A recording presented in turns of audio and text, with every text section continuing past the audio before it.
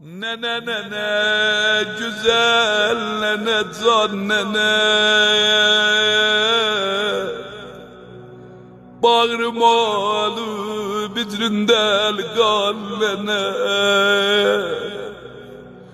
oyumulan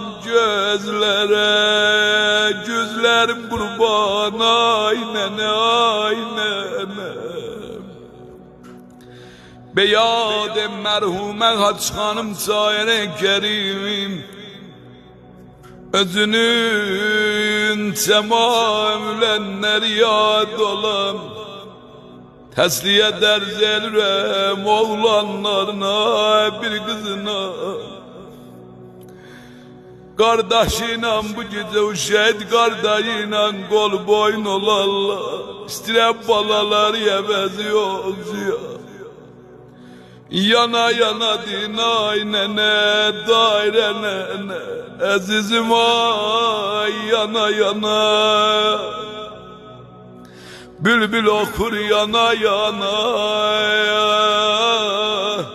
Nene sen bizden ayrıldın güle güle Balaların kalbi yana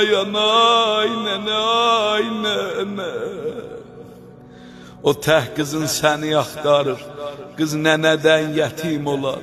Eledi nene gel bir gemi alacak Gel küsüpse baracak Bu gece gel yuguma